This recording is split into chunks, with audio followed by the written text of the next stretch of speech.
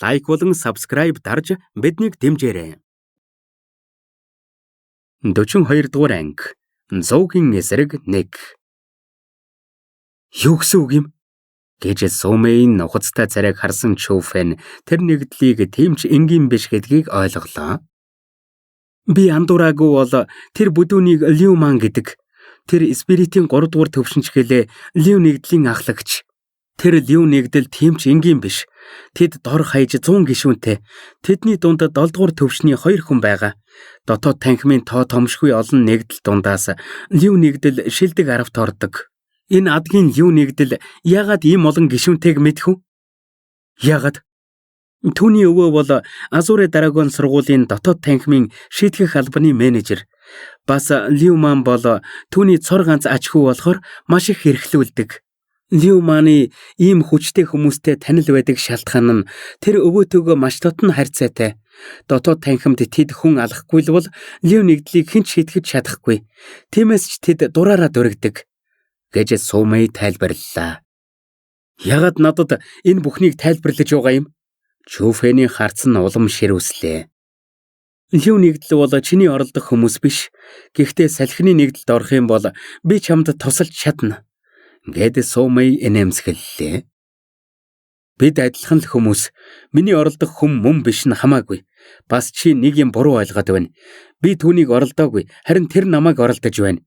Чиний сайн санаанд чинь талархаж байна. Гэхдээ энэ бол манай овгийн асуудал. Ирэх хүний хувьд би өөрөө асуудлаа шийднэ.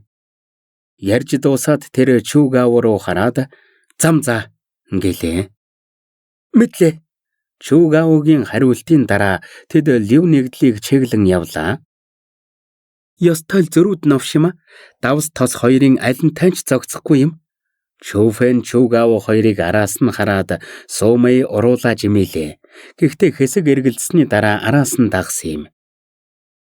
Дотоод танхимын нэг хэсэгт маш том байр байв. Энэ бол Лиу нэгдлийн төв байр. Энэ үед тэдний гадаа хэдэн зуун дотоод танхимын сурагчид цугларсан ба үзэгчид улмал ихсэж байв. Учир нь Лиу нэгдлийн үүдэн дээр хэдэн 10 сурагчдыг гараас нь дүүжлэн өлгсөн байсан юм. Тэдний махын гартал зүсэж тамлан биеийн тэр чигтээ цусанд будагдсан байв. Зарим нь аль хэдийн ухаан алдчихсан байлаа. Эднэр бол Чүвэй болон бусд нь байсан юм. Харта, Лиу нэгдэл ахаад л сурагчдыг дээрлэхэж байна. Энийг зохицуулдаг хүн байдгүй мүү? Зохицуулах хэн зохицуулах юм? Шийтгэх албаны менежер бол Лиуманы өвөө. Дотоод танхимд хэн түүнийг зохицуулж зүрхлэх юм? Тэр бол дотоод танхимын бяцхан захирагч л гэсэн үг. Чимээгүй. Лиу нэгдлийн хүмүүс сонсох юм бол тэднэр шиг болно шүү. Хайр юм. Тэр хоёр охин хөөрхөнч гэлээ тэр Лиуманд бузарлуулах нь дээ. Ажиглаж байсан сурагчид уурлаж байсан ч чангаар ярих зориггүй байв. Дотоод танхимын нэгдлүүдийн дунд Лиу нэгдэл тийм хүчтэй биш ч тэдний байр суурь маш батбөх байсан юм. Навшигч тэр Лиуманыг алаад өгье л дөө. Энэ үед Чүфэн тэрхэд ирлээ. Чү овгийн хүмүүсийг аимшигтайгаар шаргацсан байхыг хараад Чүфэн уураа барьж дээлэлгүй шууд Лиу нэгдлийн зүг гуйлээ. Цогс! Энэ бол Лиу нэгдлийн төв байр. Лиу нэгдлийн бус хүн орж болохгүй. Хүн ортож байхыг харсан Лиу нэгдлийн хамгаалагч хаашгарлаа. Тонилт цаашаа. Гэж Чүфэн угсхийн үсрээд түүнийг өшгөллөө. Дараа нь түүнийг багалзуурдаж яваад 3 удаа чангаар цуурайтал нүүрэн дээр нь дээлсэв. Түүний нүүр нь цусаар будагдаж хамар нь хугарлаа. Дараа нь Чүфэн түүнийг элстэй шуудаа мэт шидтэл агаарт хэд эргэлдээд Лиу нэгдлийн хашаан дотор унлаа. Лиу нэгдлийнхэн сайн сонс. Чү швэ хоёрыг яг одоо суллахгүй бол танаа нэгдлийг газартаа тэгшлэн шүү. Чүфэний дуу аянга мэт цуурайтлаа. Ойр байсан үзэгчид битгий хэл Лиу нэгдэл дотор байсан хүмүүст хүртэл тод сонсогдов. Новшигч тэр хэм бэ? Тэр Лиу нэгдлийг халз тулаанд дуудаж байгаа юм байх та? Мэдхгүй. Түүнийг өмнө нь харж байгаагүй юм байна. Түүний насыг харуул тэр энэ жил тэнцсэн шин сурагч болтой. Ёстой л дөнгөж төрсэн бамбар бараас айдгүй гэж үнэн үг юм да. Ганцаархнаа Лиу нэгдлийг сөрж байдаг. Амнасаа үдсэн баг та. Маш олон хүн Чүфэнийг өглөө ирж байна гэж шөөмжилж байв. Чүфэнийг ярьж дуусвуу үгүй юу? Лиу нэгдлийн байрны хаалга хүчтэй нээгдэн 100 хүн сүр хүчтэйгээр гарч ирлээ. Тэд залуухан хөвгүүдчгэлээ бүгд өндөр том биетэйгээс гадна огтхонч сул дорой биш байсан юм. Хамгийн дорой нь Спиритийн 4-р төвшних, хамгийн хүчтэй нь Спиритийн 6-р төвшних байв. Ямар новшин Лиу нэгдэлд ирчгээд томроод байна? Түүнийг тахир дутуу болго. Хамар нь хугарч газар хэвтэх хүнээ харсан Лиу нэгдлийн гишүүн шууд Чүфэн рүү дайрлаа. Өнөөдөр миний замыг хаасан хинч вэ? Шийтгэлээ хүртэх болно. Лиу нэгдлийн 100 гишүүнтэй нүүр тулсан ч уур хилэндээ автсан Чүфэн нэг ч алхам ухарсангүй. Тэр галзуурсан бар мэт урагш харайн Лиу нэгдлийн айрам руу гүйн орлоо. Чүфэний дайралт бүр хэрцгий байсан ба оногдсон хэнчвэ хүн дээр бэртэж тэр даруйда ухаан алдаж байв. Түүний дайралт бүр араасаа цус урсгаж байлаа. Түүний урд Спиритийн 4-р төвшинч бай, 6-р төвшинч бай. Нэг цохилтын дараа бүгд өвчин зовоороо тэсэлгүй хашгична. Тэнгэр минь тэр хэн гэж нь вэ? Ямар хүчтэй юм бэ? Тэр дэндүү аимшигтай юм а. Ийм жаахан байж ямар хэрцгий юм бэ? Түүний яс янгинуулан алах хүсэл үнэхээр айдас хүргэм юм а. Лиу нэгдлийн хүмүүсийг хэрцгийгээр зодсныхон дараа Чүфэн төв байрын чиглэн явлаа. Түүнийг харсан хүмүүс айснасаа болж чэчирч байв. Харин нөгөө Лиу нэгдлийн сүр хүчит 100 залуус Чүфэний урд тэд нядалгаагаа хүлээсэн бяцхан хоньнуудаас өөр юу ч биш байсан юм. Барын урд чон хүртэл сөхөрдөг. Чөтгөрийн урд хорон хүмүүс ч сайхан сэтгэлтэд тооцогдно.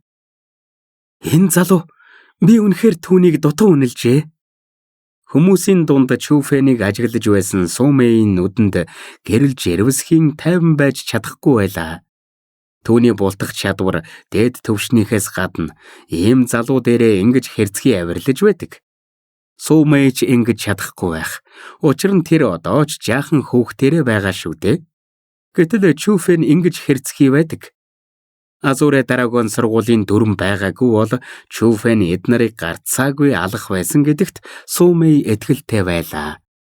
Хамгийн аимшигтай нь энэ их уур хилэнгийн цаана Чүфэний оюун бодол тунгалаг хэвээрээ байсан юм. Хэрвээ өдийн насан дээрээ ийм байгаа хүн нас бий гүйцвэл ямар болох вэ? Энэ үед л Сумэй Чүфэнийг тис өөр өнцгөөс харж эхэлсэн юм. Лайк болон subscribe дарж биднийг дэмжээрэй. 43 дугаар анги. Өвхлийн бурхан. Хоёр үзэгслэн гоо минь одоо яаж эсэргүүцхийг чи харъя л да. Лиу нэгдлийн байр доторх нэг өрөөнд нүрээрээ дүүрэн батхтай том чихтэй тарган залуу орон дээр сун Чүшвэ хоёр луу ширтэн. Тэр бол Лиу нэгдлийн ахлагч алдарт Лиу ман байсан юм. Чүшвэ хоёрын гар хөлийг орны хоёр талд уйчихсан ба амын ч бас таглажсан байв. Тэдний нүдэнд айдас дүүрч байн дагжин чэжирч зогсолтгүй тээчгэнэн. Тэр гурваас гадна өрөөнд хоёр залуу зогсож байв. Тэр хоёр бол Лиу нэгдлийн хамгийн хүчтэй Спиритийн 7-р төвшний хоёр байсан юм. Тэдний тэнд байгаа шалтгаан нь үнэхээр инээдтэй байсан юм. Лиу ман ганцаараа Чүшвэ хоёрыг дийлэхгүй болохоор түүнийг хамгаалж байгаа царайна. Тиймээс тэд нэр Чүшвэ хоёрыг хүлүүлэхээс өөр аргагүй байсан юм. Тэд иймэрхүү хорон муу зүйлийг баггүй хийсэн. Лиу ман зугаацаж дууссаны дараа тэд ч бас зугаацаад авдаг болохоор шүү дээ. Тиймээс тэд гадагш гарахын оронд өөрсдийнхөө ээлжийг хүлээн Лиу маныг ажлаа дуусгахыг хүлээж байлаа. Яг энэ үед гаднаас ахин нэг хүний орилон сонсогдлоо. Иймэрхүү орилон хэд сонсогдсон ч тэд тоогоогүй. Лиу ман хөмсгөө зангидаад нөгөө хоёрт "Гараад ир, миний дур хүслийг битгий бууруулчих гээд хэлээрэ" гэлээ. Лиу маны хэлхийг сонссон тэд дургүй байсан ч эргэж хараад Лиу нэгдлийн гишүүдийг тэр дайрч орж ирсэн хүмүүсийг зодхоо болгож хэлэхээр явлаа. Гэхдээ гол зааланд ороогүй юу, тэд маш чанга тесрэх чимээ сонслоо. Нэгдлийн байрны том хаалга хідэн хэсэг болон бутарч нэг бие хийсэн орж ирлээ. Энэ гол зааланд хийсэн орж ирсэн хүний царай цусанд будагдсан байсан болохоор тэд танихгүй байлаа. Гэхдээ түүний ховцсон дээр Лив гэсэн тэмдэг байсан нь тэдний нэгдлийн гишүүн гэдгийг харуулна. Новшгич! Өөрсдийнх нь хүмүүс ингэтлээ зодуулсан байхыг хараад тэр хоёр дэлбэртлээ уурлаа. Лив нэгдлийн ахлагч байсан ч гэсэн үнэн хэрэгтээ энэ хоёр л нэгдлийн хамгийн хүчтэй хоёр юм. Тэр хоёр ууртайгаар хаалга чиглэн яваад нэгдлийн байрнаас гарах үедээ бүрчиг цоочролд орцгов. Лив нэгдлийн том талбай дээр нэгдлийн гишүүд хаа сайгүй хэвтэж байв. Тэдний ихэнх нь аимшигтайгаар зодуулж ухаан алдсан байсан ба ухаан алдаагүй хэдэн нааш цааш өнхрөн өвдөлтөө тисэхгүй чангаар яолцгоно. Энэ үед Чүфэн нэг хүнийг багалзуурдан зогсож байсан ба нөгөө хүн нь огтхонч хөдлөлгүй зогсолтгүй амь гуйж байлаа. Тэр маш хүчтэй цогох үед яс хугарах чимээ цөөрэтэн тэр хүний цээжний яс бутарсан юм. Хэсэг өвдөлтөөсөө болж хашгирсны дараа ухаан алдав. Тэгээд яг л манууха бариад шидэж байгаа юм шиг Чүфэн түүнийг хажуу тийш шидэн хаялаа. Ингээд Лив нэгдлийн 100 гишүүн Чүфэний гарт эрэмдэглүүлсэн юм. Гэхдээ энэ бүх зүйл маш богинохон хугацаанд болж өнгөрсөн ба харж байсан хөндлөнгийн хүмүүс цочирдсондоо хашгирцгааж байв. Энэ яаж залуу хүү байдгийм? Тэр яг л өхлийн бурхан шиг байсан юм. Чи хэн гэж нь вэ? Гэнэт нэгдлийн байрны үүднээс чанга хашгираан сонсогдлоо. Харж байсан хүмүүс хоолой гарсан зүг рүү харах үедээ гайхширан мэлэрнэ. Харж байсан бүхэл хүмүүс тэднийг спиритийн 7 дугаар төвшин гэдгийг мэдэрч байлаа. Лив нэгдлийн хамгийн хүчтэй хүмүүс гарч ирснийг тэд мэдсэн юм. Хэрвээ Чүфэний зодсон хүмүүс энгийн цэргүүд гэвэл энэ хоёр жинхэнэ тулааны мастерууд юм. Чүфэн болон энэ хоёрын тулааныг үзэгчд тэсэн ядан хүлээж байлаа. Удахгүй миний хэн гэдгийг мэднэ гайгүй гэдэг Чүфэн удаанаар тэдэн рүү ширтгэд түүний харц алах хүслээр дүүрлээ. Энэ залуу Чүфэний алах хүслээр дүүрсэн харцыг харсан тэр хоёр өөрийн эрэхгүй чэжирч нэг алхам ухарлаа. Тэдний сэтгэлийг зогсожгүй айдас бүрхэв. Яг энэ үед Чүфэн гэнэт дайрлаа. Тэр номнаасаа харавсан сум мэт урагш дайрч хормын дотор тэр хоёрын урд ирэв. Тэднийг хөдөлж амжихаас ч өмнө хүчтэй ки энерги тэдний цээжинд мэдрэгдэж аманд нь цус хамтагдлаа. Дараа нь тэд хүчгүй болон газар тунах үед амнаас нь цус цацран асгарав.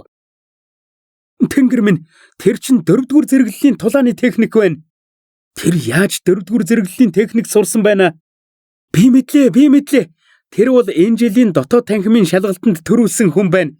Нөгөө 40 ширхэг догшин араадны ганцаараа алсан хүн. Байж боломгүй юм. Дотоод танхимын шалгалт дуусаад удаагүй байна. Тэр яаж 4-р зэрэглэлийн техникийг ийм хурдан сурсан байна? Тэгээд ч зогсохгүй. Түүний аура нь спиритийн 6-р төвшин байна. Тэгтэл яаж спиритийн 7-р төвшний хүмүүсийг хормын дотор ялчхав? 4-р зэрэглэлийн техник ийм амар гэж юу? Харж байсан хүмүүс хэлэгч үггүй болцгоолоо. Чүфэний Лив нэгдлийн 100 хүнтэй хийсэн тулаан түүний хэрцгий зан чанарыг харуулсан гэх юм бол энэ удаа тэр өөрийнхөө үнэмлэхүй хүчийг харуулсан юм. Түүний энэ хүч хүмүүсийн этгэж ирсэн зүйлсээс хэд давсан байв. Ийм хүнийг жинхэнэ гоц суут гэхгүй өөр юу гэх юм бэ? Муусан гиний юмнууд ийм энгийн хүмүүс яаж гоц суут хүмүүсийн ертөнцийг ойлгох вэ? Гэд суумай цочирдсан хүмүүс рүү нэг хараад Чүфэн рүү эргэн ширттэл Чүфэн нэгдлийн байр руу орон алга болсон байв. Новшгич, энэ залууч том асуудалд орхон те. Байдал бишсэнийг харсан суумайч бас төв байр руу гүйн орлоо. Хонгорууд минь удаан хүлээсэн үү? Одоохон эхэлнэ. Нөгөө өрөөндөө Лив бүх хувцсаа тайлан бузар бие ил гаргалаа.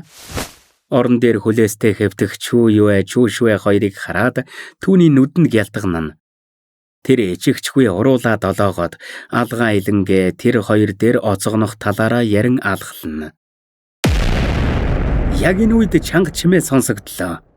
Чимээ гарсан зүг рүү харсан Люманы царай ихээр ховирч айсандаа нүдэнд бүлтрэх шахав. Учир нь дэлбэрсэн хаалганы хэсгүүд түүнийг чиглэн нисэж байсан юм. Маш хурдтай байсан болохоор түүнд бултах арга байхгүй байлаа. Тэсрэх чимээгээр хаалганы хэсэг Люманы бие дээр буулаа. Люман өрөөний булан руу шахагдан унах үед толгой нь эргэн нүд нь манандлаа. Түүний биеэр шарах дүүрэн харагдаж байгаа нь мөргөлд маш хүчтэй байсныг харуулна. Тэр удаанаар ухаан орох үед өрөөнд өөр нэгэн хүн орж ирснийг анзаарлаа. Тэр хүн яг өөдөөс нь эгц ширтэн зогсно. Урд нь зогсох хүн залуухан хүү байсан ч түүнээс ялгарч байгаа авраа нь аимшигтай байсан юм. Ялангуяа түүний харц нь нүдэнд нь цус хурж гэрэлтэх нь чөтгөр мэт харагдана. Лайк болон subscribe дарж биднийг дэмжээрэй. 44-р анги. Гай зовлон ирсэн нь. Чи хэн гэж нэ? Люман сүнсээ зайлтал айсан учраас хойш ухарсаар байсан ч тэр аль хэдийн өрөөний буланд тулж ирсэн болохоор өөр ухрах замгүй болов. Чүфэн юуч хэлэлгүй шууд дайрлаа. Түүний гар бүргэдийн савар мэт Люманы нөгөөхийг базаад авлаа. Хилэдэх чи хичнээн октыг энэ юмараа бузарлсан. Чүфэн инээмсэглэлээ. Чүфэнийг инээмсэглэж байгааг харсан Люман боломж гарлаа гэж бодоод чангаар хашгирлаа. Яах гэж асуугав? Чи намайг хэн гэдгийг мэдэх үү? Намайг гэмтэх юм бол чи өхөн шүү. Би хараахан юу ч хийгээгүй байна. Гэхдээ өнөөдрөөс эхэлж чи бузарлсан октийнхоо төлөө гэмшиж явах байх та. Гэж хэлээд Чүфэн гараа чангаар атгалаа. Чүфэн бол. Яг энэ үед Сумэй гүйн орж ирлээ. Тэр Чүфэний үйлдэлийг хараад зогсоох гэж хашгирлаа. Гэсэн ч дэндүү оройтсон юм. Чүфэний гарт байсан зүйлээс цус садарч байв. Люман алуулж байгаа гахаашгил хаашгирч байлаа. Түүний хоёр гар нь салтаанаасаа барин тисхийн аргагүй өвдөлтөөсөө болж ухаан алдлаа. Чүфэн чи ч том гай өөртөө авчирлаа да. Энийг харсан Сумэй тайван байж чадахгүй байв. Гай гинэ. Тэр миний гэр бүлээр оролцсон болохоор тэр л өөртөө гай авчирсан. Чүү юуэд хурч амжаагуудаа тэр харин ч баярлах хэрэгтэй. Үгүй бол би түүний эргэтнийг бяцлаад зогсохгүй амин авах байсан юм. Гэж Чүфэн хүүтнэр хэлээд Чүү юуэ Чүшвэ хоёр руу очлоо. Чүфэн тэр хоёрын хүлээсийг тайлах үед тэр хоёр Чүфэний ингэрт наалдан чимээгүй ойллаа. Хэрвээ Чүфэн амжиж ирээгүй бол тэд Люманд бузарлуулах байсан. Дараагаар нь Чүфэн Чүү овгийн хүмүүсийг дагуулan явсан юм. Энэ болсон явдал дотоод танхимд асар том шууган тарилаа. Лю нэгдлийг тойрсон хүмүүсийн тоо улам ихссээр байв. Муу муухай бүхнийг хийж ирсэн Лю нэгдлийг нэгэн залуухан хүү ганцаархнаа газартаа тэгшилж хаялаа. Тэр хүү бол Чүфэн. Хүн бүрл Чүфэний алдарт суу дотоод танхимыг дөргөнө гэдгийг мэдэж байсан ч түүнийг маргааш амьд гарах үгийг хэн ч мэдэхгүй байв. Чүфэн Лю нэгдлийг сүрүүлээд зогсохгүй Лю овгийн удмаа залгамжлуулах замыг тасалчихсан. Люманыг засуулсны дараа Чүфэний байшин хүмүүс бүслэн авсан юм. Гэхдээ тэр хүмүүс нь сурагчид биш, харин дотоод танхимын настангууд байв. Тэд бүгд шийтгэх албаны үүслийн төвшингийн настангууд байсан юм. Энэ настангуудын эсрэг Чүфэн яаж чадахгүй болохоор эсэргүүцэлгүй дагаж явлаа. Ингээд дууслаа. Чүфэн ингээд өнгөрлөө. Тэр Лю Чэнген гарцаагүй Чүфэнийг ална. Хайрын юм. Түүн шиг гоц хүүхдийн ирээдүй гэрэлтэй байсан юмсан. Даанч оролдож болохгүй хүнээрээ оролдчихлоо. Энэ үед Чүфэний гэрийн гадаа цугларсан байсан маш олон хүмүүс түүнийг дагаж ирсэн юм. Шийтгэх албаных нь Чүфэнийг авч явахыг хараад тэд бүгд л Чүфэний өмнөөс харамсав. Тэгэхдээ тэд хажууд байх Сумэйг анзаараагүй юм. Тулааны техникийн барилгаас гадна шийтгэх алба, даалгавар сонгох газар гэх мэт настангуудын байдаг олон байгууллагууд байдаг. Настангуудын байгууллагт мянган настангууд байдаг ба эдгээр газруудад цуглардаг. Сууроу харин эдгээрийн менежер. Юу? Чүфэн Люманыг засчихсан гинэ? Настангуудын нэг танхимд Суумэй Сууроуд байдлыг тайлбарласнаар Сууроугийн царайд сочирдан гайхширлаар дүүрлээ. Тийм ээ, та түүнд туслахгүй бол Чүфэн хүнд байдалд орхоно гэж Суумэй гуйлаа. Хүнд байдал? Лю Чэнген түүнийг зовоохгүй алах юм бол тэр азтай гэсэн үг. Чүфэн дэндүү яаруу юм. Би түүнд тусалж чадахгүй гэж Сууроу санаа алдан хэллээ. Чүфэн шиг гоц хүнийг ингэж л алуулах гэж байгаа юм уу? Түүнийг элсүүлчих юм бол манай суу овогт ямар их ашигтай байхыг мэдэж байна уу? гэж Суумэй ууртайгаар хэллээ. Чүфэн шиг гоц хүн өсөн томроод манай суу овогт тусалбал сайн л байна. Гэхдээ түүний төлөө Лю Чэнгэнтэй сөргөлдөх шалтгаан байхгүй. Гэхдээ тэр чинь сүнсний хүчтэй. Манай суу овог түүн шиг хүнийг хэр удаан хайсан бэлээ? Одоо ч гэсэн түүнд туслах шалтгаан байхгүй юу? гэж Суумэй хэлв. Юу? Ахаад хэл. Суумэйн үгийг сонссон Сууроугийн царай хувирлаа. Одоо ч түүнд туслах шалтгаан байхгүй юу? Биш ээ, өмнөх нь. Тэр сүнсний хүчтэй. Дүү минь, хэлсэн бүхэн чинь үнэн биз? Чүфэн сүнсний хүчтэй юм уу? Чи яаж мэдсэн юм? Энэ үед Сууроу догдлон Суумэйн гараас барьлаа. Би өөрөө харсан юм чинь та мэдээгүй юм уу? Сууроугийн гэнтийн өөрчлөлтийг харсан Суумэй гайхан асуулаа. Чи харсан юм уу? Хизээ? Сууроу үнэхээр Чүфэний сүнсний хүчийг мэдээгүй байгааг харсан Суумэй сүнслэг ургамлын ууланд болсон зүйлсийг тайлбарллаа. Хэрвээ чиний хэлсэн үнэн бол Чүфэн үнэхээр сүнсний хүчтэй юм байна. Сууроу нүдээ удаанаар анин гүнзгий амьсгаа авлаа. Түүний бахархдаг цээж нь төвийн өргөгдөхөд тэр тайвнаар Чүфэнийг заавал аврахгүй бол болохгүй гэж хэллээ. Шийтгэх алба бол буруу зүйл хийсэн сурагчдыг шийтгэх болон гэмт хэрэгтнүүдийг хордог газар. Энд хоригддаг хүмүүс заавал Азурэ Дарагон сургуулийнх байх шаардлагагүй. Гэхдээ хоригдоогүй хүмүүс ч өвчин зовироос зугтаж чаддаггүй. Энэ үед шийтгэх албаны хамгийн хадуу дэглэмтэй төмөр торнд Чүфэнийг хоёр гараас нь төмөр гинжээр хүлэн дүүжилсэн байв. Түүний өмнө буурал толгойтой ямаан сахалтай хөгшин ирээр толгойлуулсан хэдэн 10 настангууд зогсцгоон. Хөгшин ирийн сэлэм мэт хөмсгөн байсгээд л дээш доош болон сахал нь дайвалзна. Ганц хараад л түүнийг ширүүн хүн гэдгийг мэдхээр байв. Тэр бол Люманы өвөө шийтгэх албаны менежер Лю Чэнген. Энэ үед Лю Чэнгэний хоёр нүд нь анаастай ба хүндхэн хоолоогоор асуулаа. Мангэрийн шарх эдгэх боломжтой юу? Ирхмэ, залуу эзний шарх тогтворчсон. Гэхдээ эдгэхгүй гэж айж байна. Хог шар. Лю Чэнген ууртайгаар сандал дээрээсээ босоод сандлаа өөрүүлэн буталлаа. Тэгээд хажуудаа зогссон настан руу чэжлэн хэллээ. Ямар ч үнээр хамаагүй Мангэрийн шархыг эмчил. Мэдлээ. Би чадах бүхнээ хийнэ.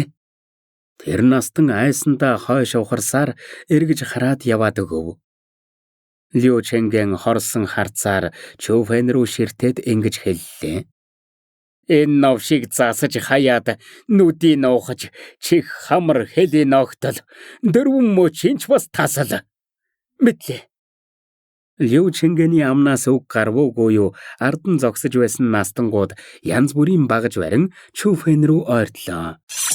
Тэдний нүүрэнд Чүфэнийг 8 хэсэг болгох гэж байгаа мэт хоронд сарай тодоос тодорно. Үнэн дээр тэд яг тэгэх гэж байсан юм. Энэ үед шоронгийн зузаан төмөр хаалга хэдэн хэсэг болж бодрон үзэгсэлэнтэй төрх хаалгаар орж ирлээ. Тулааны бурхан Асура болон өөр олон гайхалтай веб зохиолууд уншихыг хүсвэл зохиолцыг комор зочлоорой.